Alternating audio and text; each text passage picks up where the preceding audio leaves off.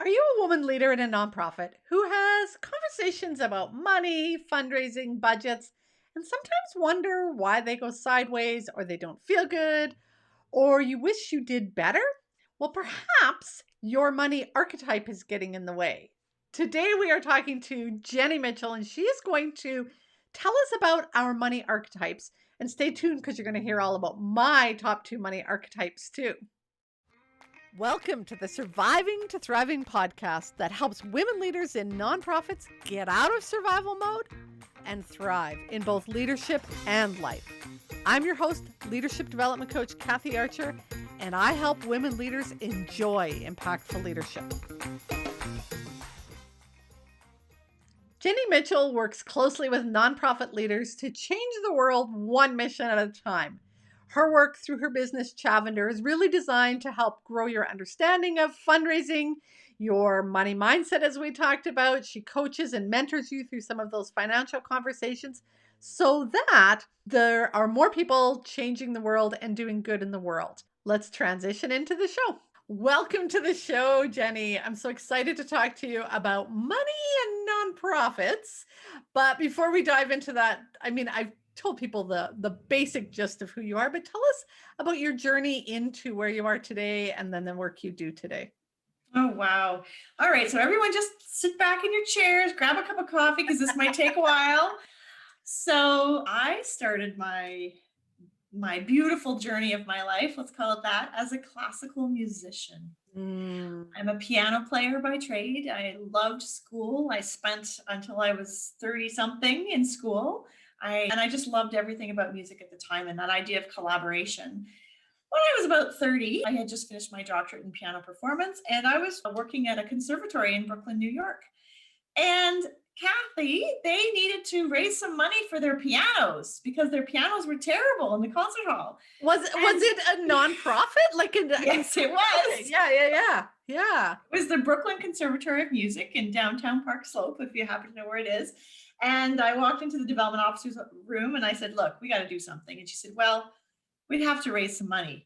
And I said, okay, so how do we fundraise? What do we do? And I was basically hooked. That's the short story. Fast forward, when my kids came around and life changed, we moved back to Canada. And I fell into working for myself, actually, as a fundraising consultant. And again, what I found, I've always been adapting to what I found and what I found the gap is in our sector. So, I'd write these reports on fundraising assessments or audits, and I'd tell people what I thought could happen. I'd hand them the report, they'd put it on a shelf, and they'd say, thank you very much. And nothing ever changed. And so, Kathy, that really bugged me. To the border of like, I felt like it was a real disservice and I didn't want to be part of that kind of thing. So that's where the coaching came in and really coaching the staff who were always the bright lights, the leadership team, sometimes the development staff on how they could change the culture at their organizations. And to finish that crazy journey that I told you need a whole cup of coffee. The last phase, or the next phase, I guess I should say, as I close in on 50, I'm not there yet, but is taking that piece around executive coaching. I'm actually completing a certificate with that. And I'm just loving the coaching approach. And you and I had a wonderful conversation about how much we love being coaches. And so here I am. I don't know what 2021 brings, but that's Jenny's journey in a very short nutshell. I love that. And you know what? I think it fits with, everybody else's journey as well. Most of us, not most of us, there's a lot of people who stumbled into the nonprofit world who have very eclectic backgrounds. And so you bring all of these different, unique personalities into the workplace. And I love you talked about culture because there's a whole, there's an organizational culture, but where you're really focused is the fundraising and the money kind of culture, the mindset that we have around money.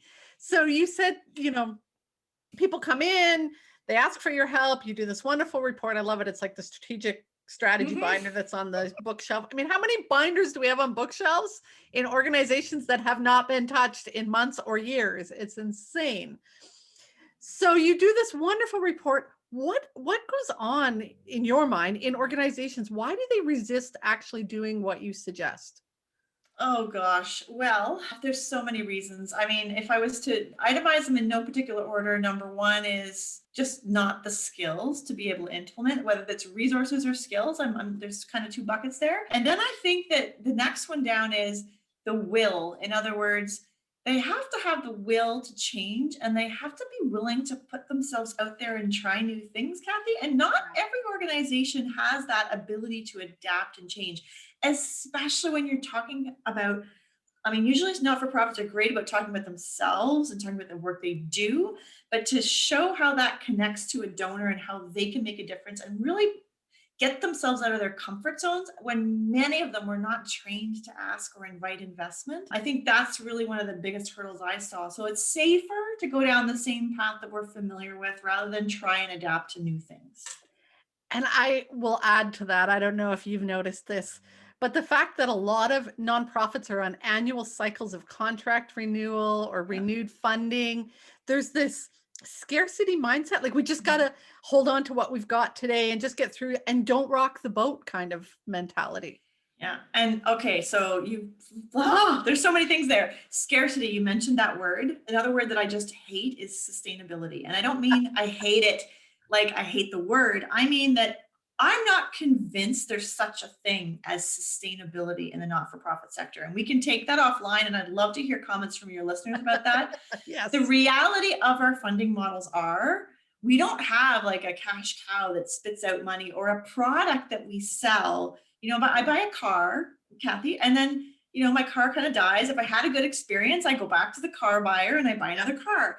Not-for-profits aren't like that. And so it's really hard for sometimes I find for business people to get their heads around this concept of it has to be sustainable. The financial model has to be viable. I'm like, yes, in a perfect world, and absolutely we need to expand our revenue opportunities and sources. I think that's where social enterprise is really kind of changing things up. I love it. But yeah, sustainability is kind of one of my bugaboos. And the scarcity mindset, which permeates, I would challenge majority of not-for-profits. There's some that I really admire, but it gets in your bloodstream and it starts to color your vision. Oh my gosh, can I buy the 30-cent pen?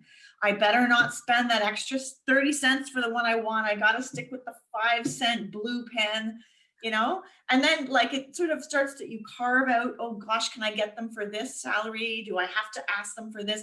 And the whole scarcity mindset starts to, famous quote, you can't cost save your way to growth. Okay, I got to go back because I was Yeah. just reliving a very stressful conversation with my team at a staff meeting where I'm like, we can only order the Bic pens, you guys. And they're like, but Kathy, they suck. And I'm like, but that's all that's in the budget. If you want a fancy pen, feel free to go buy your own pen, but we can't afford that. It's like, and So it caused tension. yeah, well, Kathy, the translation is you're not worth the Yes. good pen. That's actually what's happening. Say that again, Jenny. You're not actually worth the bigger pen, the better pen. Yeah. And so that starts to get into your bloodstream. And this is where I think the work around money mindset is so powerful for not-for-profit professionals, whether you're in fundraising or in a leadership role or wherever. And, I talk here from a very personal place also. I'd be happy to share with you kind of my discovery of this as an aha. And maybe the first light bulb went out when I went out. My first light bulb went on when I worked with a business coach and she introduced us to this idea of money archetypes. And, I'm an academic. I have 3 degrees. I'm like, what's this money archetypes, yada, yada stuff. Well, I did the assessment and we're going to talk about your assessment in a minute. And I was like, holy cow, like, how did they know? Right? Like these They look raw, at my bank account. yeah, like raw experience of, oh my gosh, that they actually know me and this is me. And so then I started exploring it more and actually got the certification myself. And so I am a certified money archetype assessment person. And it's helped me start a lot of different money conversations with not-for-profit leaders. And I use it in my coaching as well. Just as like we talk about lenses in coaching, another lens, another angle, another perspective for them to think through. Yes. And I have done my money archetype assessment. And so, listeners, just be gentle with me as Jenny will be as well. But I think it's important. So, in the work that I do, I'm constantly working with my leaders to say, you need to get inside your brain and you need to get a handle on your thoughts, your feelings, talk about your body sensations. Lots of the training in my membership site is around sort of slowing down and doing some of that Mm. self-reflective work. This is a powerful tool that helps you do that. And so when you stop and look at, what am I thinking about money? Yeah. How is that showing up in my conversation about big pens? How is that showing up in my conversation with, donors, Mm. contractors, all of it? It Mhm. becomes the opportunity for you to remove some of the blind spots. I think in leadership, we often have a lot of blind spots and we're like, I'm good, it's everybody else. And it's Yeah. actually like, or the other powerful one that I think is true is, it's just the sector. There's nothing we can Yeah. do. It's just the way it is in the nonprofit world, Yeah. but it Yeah. may not be. Yeah. So let's dive into Okay. these archetypes and We'll go my from there. archetypes. So, just for those of you that are listening, Kathy has completed a little assessment quiz. I think it was like 3 or 4 pages, and it had questions like, I love to give generously to charities, or, I believe that carrying debt is a good thing or a bad thing. Sort of these sort of statements, right, Kathy? Oh, Yep. yes. Hold on, though. Can the listeners also get access to this? Because as they listen to it, they're going to be like, I want to do that. That's true. So you could probably find a basic assessment somewhere on the Google land. If you'd like to have the assessment and an actual analysis of it, that is actually something I do, and I'd be delighted to do for your And we community. will make sure the We do link all is in that. the notes so people can do that. Yeah, So yes, absolutely. know that Because you can do this as well. All right, and let's roll. because it will create a lot of curiosities, I think. So Yes. so Kathy, your top two. So there are 8 different archetypes. Would it be worth, maybe I'll just quickly go Quickly through go through. them, Yeah. and then I'll come back to you if that's all right. So in no particular Don't order. tell them what mine are until the I end. won't. They're going to be I guessing. won't. Okay, so I'll give you the 8, and in no particular order. And I just want to highlight, there are no bad archetypes. They are different ways of showing up in the world, and they really encapsulate your relationship with money. So the accumulator is the inner banker. And that is the person that loves money, loves being around money, feels safe when there's money in the bank account. The alchemist, the famous book, The Alchemist, is somebody who truly believes in ideas and concepts. We call them the inner idealist. And they kind of have a love-hate relationship with money. They're kind of irritated that money exists. They see the value of it, but ideas are what's most important to them. The maverick, you can imagine what that is. They're the ones that love to go out on a limb and try things out. And they're the ones that you always want to pitch a pilot project to. And sometimes for them, just the tried and true rules of investing are the hardest part, actually. The celebrity, you can imagine what this is. The celebrity loves to enjoy good things, and in general likes to wear them, celebrate them. And it's sort of a sign of success for them, and they really revel in this experience.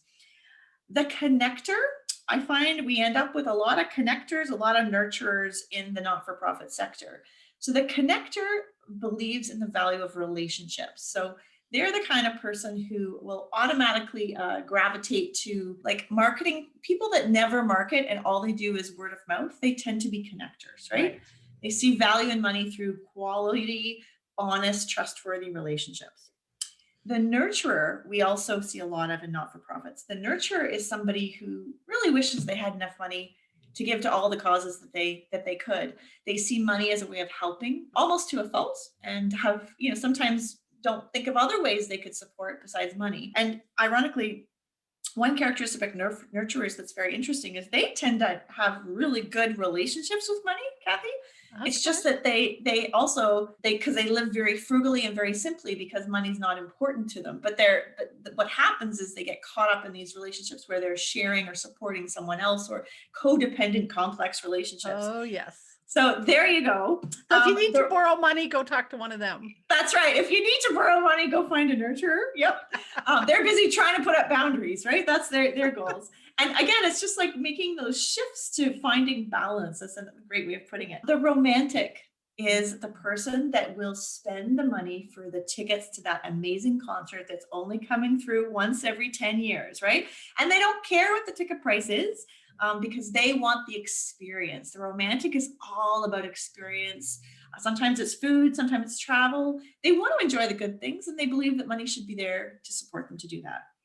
And then the last one I have here is the ruler. And the ruler is, I always joke, I have a couple of ruler clients. They're interested in world domination, but that doesn't sound quite right. What they're interested in is that everybody thrives in this world and they're completely empowered. So you'll find rulers as heads of large corporations because they have this natural gift to help people thrive and empower people within their empire. So they like processes, they like systems, they want people to go out and just succeed, but also huge pressure on them too. So, Right. a lot of pressure, a lot of responsibility. Being joyful with their money is not an easy thing for a ruler. Grace and ease, I think, is their part of their money alignments discussion. Okay. Okay, so you said which are the two that are typical in nonprofits? Well, in my experience, I've seen a lot of connectors, so the relationship people, the nurturers, which are the inner sponsor people.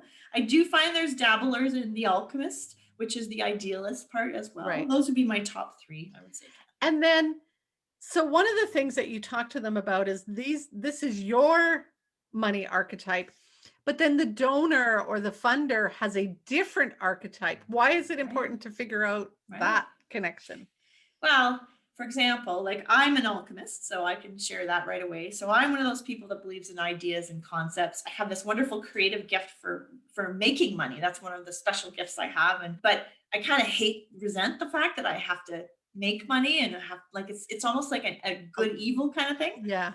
If I go in to pitch to an accumulator, okay, if I go in with big vision and pictures and possibilities and scope, the accumulator is going to say, that's all just whatever. Show me the budget.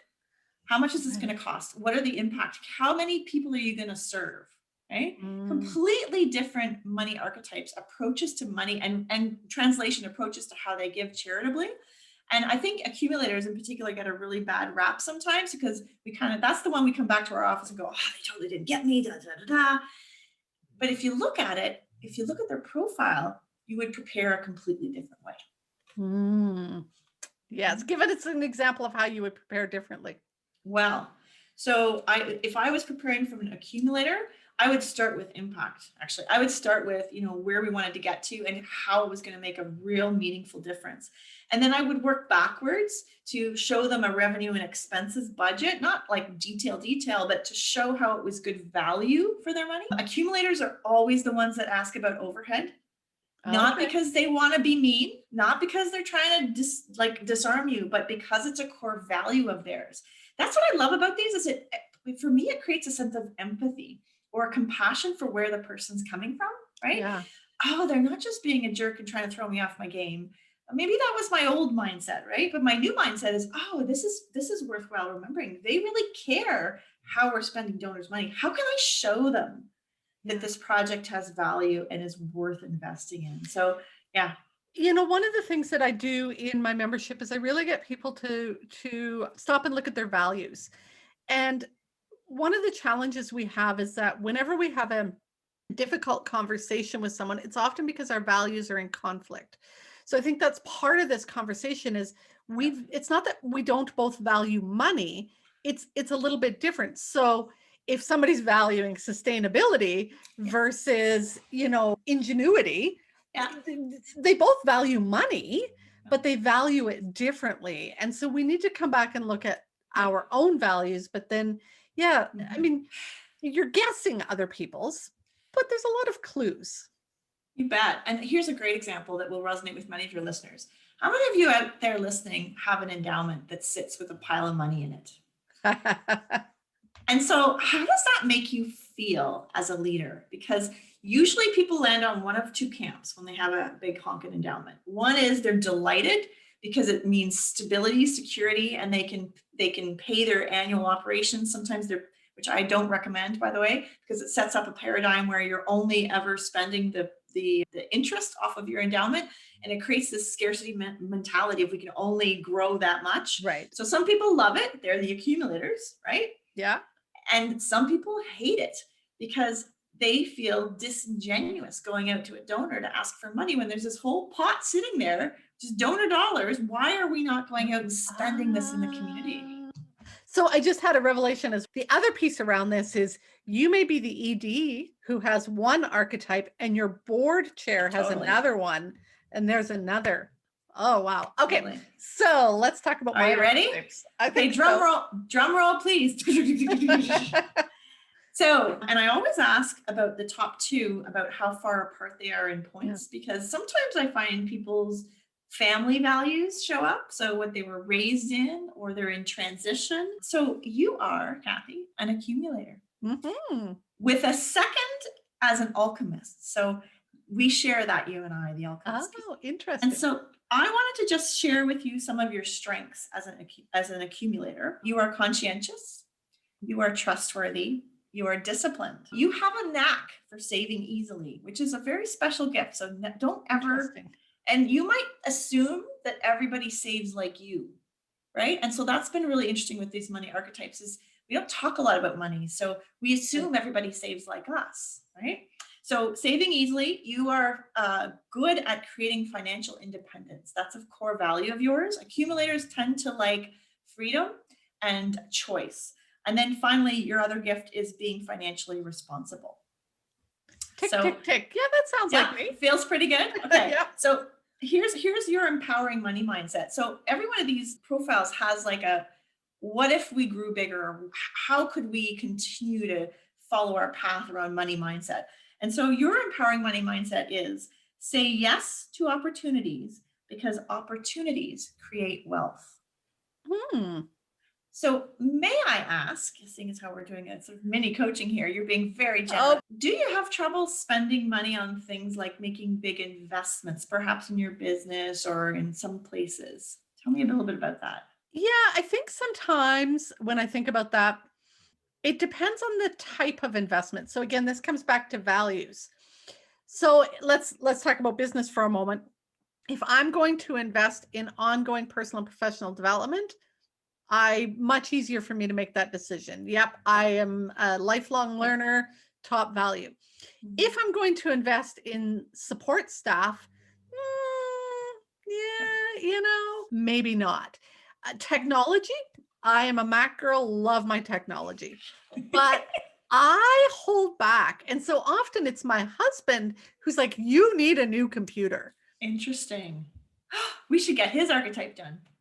There you go. So as I finish with your assessment, if we had a bit more time, I'd kind of go into some probing questions. And there's some wonderful prompts there. But I actually often encourage people to check what their husband is or their partner or spouse is, because you can see a lot of the tensions showing up. Your bottom one, Kathy, is a ruler. And so I always keep an eye on what the bottom one is as well, because those will be the ones that, like you're talking about values, it will stick out to you or be like, what the?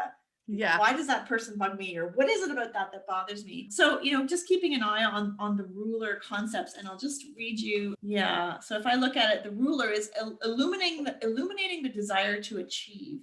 And the idea there is with a ruler, so you are less interested in jumping a hurdle just because it's a hurdle. You're less interested in, making things difficult for yourself or not challenging yourself, but like creating an empire, like the burden of that. You're much more interested in working with the money you have. All the alchemists will come in with your new ideas and the breath of fresh air and the engagement around that. So that would be like a mini archetype assessment for you. I love that. Thank you. And I love what you did there at the end where you brought in the bottom one. So often I will do the virtues in action character strengths with people, and it is free. You can go do that, and it looks at your character traits.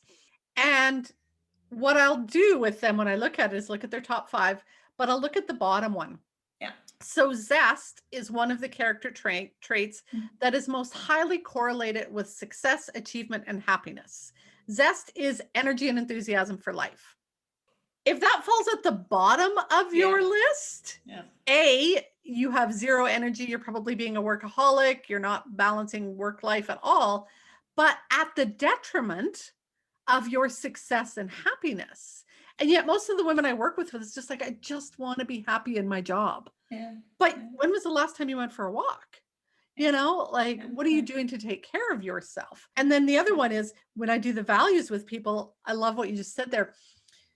The triggers. So where do you get angry? Because where you get angry will highlight a value that's being stepped on. And so I'm going to go back and look at that Yeah. bottom one again, because Yeah. that's my journaling activity for the year, is noticing my triggers. Yeah. And so, yeah, where did I get triggered around money or this mindset? And oftentimes I will notice somebody else and I'm like, well, they're just trying to get ahead, or like, There you go. right? Like Yeah. as you were saying that, I'm like, oh, Yeah. because that is at the bottom of my list. Yeah. So my bottom of my list is celebrity. So I cannot understand why somebody would want a fancy new car, for example. Like I have, and Right. so when that car pulls up, I immediately start judging Yes. all sorts of things when you talk about triggers, right? Which may or may not be true. And so those money beliefs, just to broaden out of archetypes, those money beliefs are formed by the time we're 7 or 8 years old, Yeah. right? Like these are clearly things learned around the kitchen table. And so when I work with fundraisers or leaders, if you make the assumption that the money isn't possible, or you don't know where the money is going to come from, then you tell the universe that the universe is not going to bring you it on a silver platter. And so some of the, like one of the core messages I remember growing up around the table was, Jenny, rich people get rich because they save their money, not because they spend their money. Ah, yes. So imagine me as a young fundraiser trying to go out to invite an investment from a very wealthy person. My assumption bucket, my framing bucket is they're rich because they hold on to their money. They're never going to give me any of this. Right. Yes. And so, and the other when you come into fundraising, or if those of you listening have some young staff, right, and you're seeing behaviors, they can't imagine making a $500 gift. That's their entire rent for the month. Right. So like, let alone a $500,000 gift. And so I kind of call it decoupling yourself from your own personal money anchors. Yes. When I was growing up, IKEA furniture and a desk for $150 was a heck of a lot of money, And so we up level to these new money anchors in our lives. And I find with not-for-profits, we have to up level at the same time, get our heads around. I often will talk about just walking around the office going, I can't wait till that next $25,000 gift comes.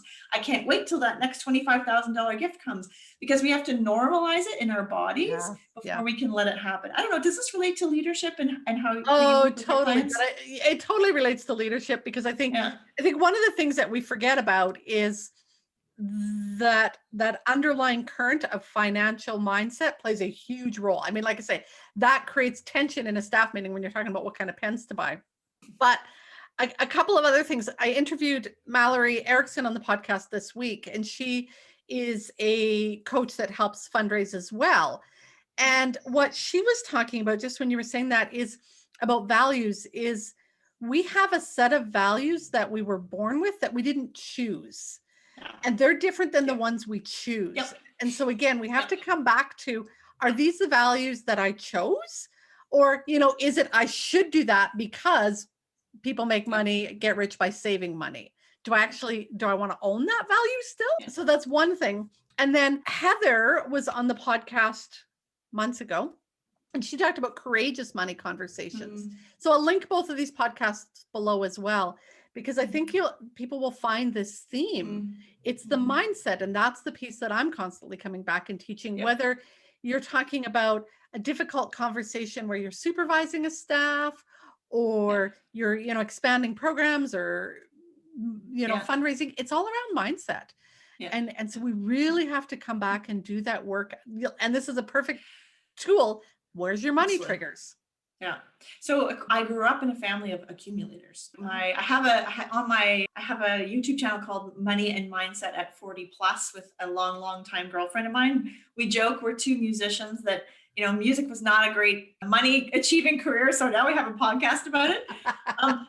But we have my sister comes on the show, same house, same story, should be completely different money experiences. So she is an accumulator. She loves seeing that money in her bank account. She's an investor. She invests. Not my story, not my experience. And so I've really enjoyed these archetypes to like you said, is this true about me? It's not that I don't love, just for a point of reference, because you're an accumulator.